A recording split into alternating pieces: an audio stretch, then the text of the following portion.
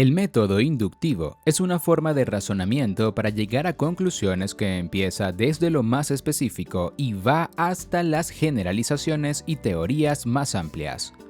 Se comienza con unas observaciones y medidas específicas para llegar a unas conclusiones generales.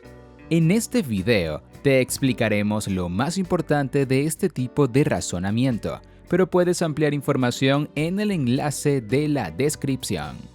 El método inductivo consiste en 3 etapas: observación, observar un patrón y desarrollar una teoría. Por ejemplo, se observan los perros, observación. Se ve que todos mueven la cola, patrón. Todos los perros del mundo mueven la cola, teoría. Para simplificar este ejemplo, se ha propuesto una sola observación, aunque en ciencia las observaciones suelen ser numerosas. En este método de razonamiento, es importante que los hechos examinados sean lógicos para que las ideas expuestas tengan coherencia, aunque se debe destacar que las teorías inducidas pueden estar incompletas o erradas, lo que sucede porque se centran únicamente en algunos sucesos y no abarcan toda la realidad. Por ejemplo, un investigador podría observar los integrantes de un equipo de baloncesto, captar el patrón de que todos miden más de 2 metros y llegar a la teoría de que los seres humanos miden más de 2 metros. En este caso, el investigador se centra solo en una observación, lo que le lleva a una teoría errónea. Pasos del método inductivo. Cuando las personas utilizan el método inductivo, recurren a los siguientes pasos: la observación, comparación de datos y después de que obtienen resultados lógicos, elaboran una explicación general. 1. Observar.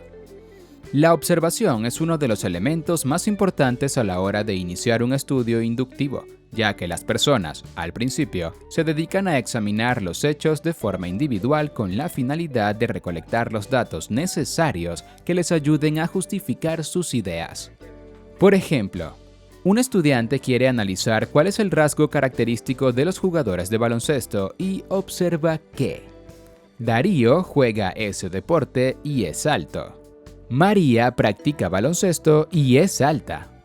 Raúl juega en la posición de atacante y es alto. A partir de esta información, el estudiante se centrará en estudiar cada caso por separado. 2. Establecer patrones. Una vez se han observado los hechos, las personas se enfocan en compararlos, es decir, clasifican la información que lograron registrar. También exponen la importancia de los sucesos y los vinculan entre sí. Véase este ejemplo. Después de percibir que María, Darío y Raúl juegan baloncesto, el estudiante forma los siguientes patrones. Darío todavía no es titular, pero juega al baloncesto y es alto. Raúl es titular y también es alto. María no juega constantemente, aún así es alta. Comparación. Aunque sus ritmos de entrenamiento sean diferentes, Raúl, María y Darío practican el mismo deporte y son de gran estatura. Por lo tanto, la mayoría de los jugadores de baloncesto son altos. Este es el patrón que se ha observado. 3. Construir una teoría.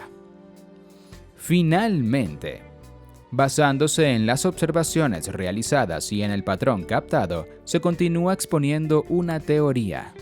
En el ejemplo de los jugadores de baloncesto, se podría llegar a la teoría de que todos los jugadores de baloncesto son altos. Además, el investigador o estudiante podría detallar la teoría. Una vez que llegó a la conclusión de que los jugadores de baloncesto son altos, el investigador explica los motivos. Un jugador de baloncesto alto puede anotar más puntos, ya que alcanza el aro con mayor rapidez y facilidad. Un jugador de baloncesto alto puede bloquear mejor a su oponente, impidiendo que éste enceste. Características del método inductivo. Motiva nuevos estudios. Los razonamientos inductivos sobresalen por motivar a las personas para que realicen nuevas investigaciones acerca de un mismo tema. ya sea para agregar contenido o contradecir las teorías que han sido expuestas. Por ello, el objetivo de este método es que las personas aprendan continuamente. Las conclusiones son probables, pero no necesariamente ciertas. Un aspecto fundamental del método inductivo es que sus conclusiones pueden ser poco seguras. Por eso se dice que son probables, pero no necesariamente implican una verdad. Esto ocurre porque es posible que los acontecimientos particulares no hayan sido bien examinados, lo que ocasionaría problemas al momento de hacer las comparaciones y de establecer las conclusiones, ya que la verdad de los hechos estaría siendo alterada. Generaliza a partir de sucesos específicos. Este método actúa como una especie de rompecabezas, donde las personas examinan las formas en las que se encuentran las distintas piezas con la finalidad de unirlas para formar una figura total. Por esta razón, el pensamiento inductivo parte de hechos particulares para llegar a conclusiones generales. Al contrario, en el método deductivo se parte de premisas generales para llegar a conclusiones específicas. En otras palabras, antes de elaborar un planteamiento inductivo, las personas evalúan varios acontecimientos determinados. El objetivo es que los sujetos analicen cada evento por separado y luego los vayan vinculando con el fin de crear una conclusión general. Ejemplos de método inductivo.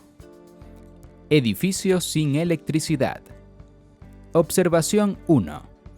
Sara notó que en su departamento no había electricidad desde tempranas horas.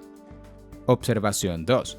Sara visitó a sus vecinos del mismo piso y comprobó que ellos tampoco tenían electricidad. Patrón. Como en los hogares no había luz, Sara pensó que la falla podía estar en el interruptor principal de energía. Teoría.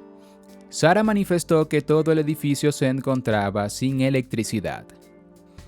Siguiendo este ejemplo, se puede establecer que el argumento de Sara es inductivo, porque se enfocó en su experiencia, acontecimiento particular, y exploró varios departamentos con el propósito de llegar a una conclusión determinada. Teoría sobre la guacamaya roja. A lo largo de los últimos años, algunos especialistas examinaron los aspectos característicos de las guacamayas rojas que se ubicaban en las selvas de Brasil, Bolivia y Paraguay. Sus observaciones fueron las siguientes. Observación 1. Cuando llegan a su vida adulta, estas aves miden entre 70 centímetros o 105 centímetros. Observación 2. Como se alimentan de nueces, mango y bayas, estas aves tienen picos resistentes. Observación 3. Alrededor de sus ojos no tienen plumas. Patrón. Aunque estas aves se encuentran en diferentes regiones, se relacionan por vivir en estado salvaje y habitar en espacios tropicales, así como por su gran estatura, fortaleza y figuras esbeltas. Teoría. Estas aves son la especie de guacamayos de mayor tamaño. Además, tienen uno de los picos más fuertes, pues con ellos pueden romper madera, coco y semillas duras.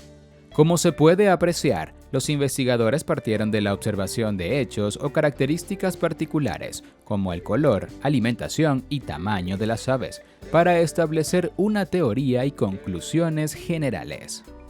Teoría sobre la falta de sueño. Un grupo de científicos estudió los comportamientos de algunas personas que no dormían de manera adecuada y percibieron que: Observación 1. La falta de sueño genera que las personas no se alimenten bien. Observación 2. La falta de sueño ocasiona que las personas reaccionen de forma agresiva, olviden fácilmente y tengan alucinaciones. Observación 3. La falta de sueño causa que las personas tengan menos energías durante el día, motivo por el cual demoran más haciendo sus actividades. Patrón. En sentido general, la falta de sueño atenta contra la estabilidad física y mental de las personas. Teoría. Dormir poco afecta nocivamente la salud. Las personas pierden la concentración, se sienten débiles y confundidos. Incluso aumenta el riesgo de sufrir un accidente. Por lo tanto, la falta de sueño puede ser un problema global. Teoría cotidiana sobre los precios. El método inductivo no solo lo usan los investigadores y científicos, también lo usamos en la vida diaria. Así se aprecia en el siguiente ejemplo. María José observó que: Observación 1. En su urbanismo, los mercados eran muy costosos. Observación 2. El pago del condominio era muy elevado. Observación 3. El transporte y las farmacias tenían precios excesivamente altos. Patrón. María José consideró que todos los comercios y asociaciones de su urbanización eran muy costosos. Teoría. María José llegó a la conclusión de que vivía en una urbanización excesivamente cara.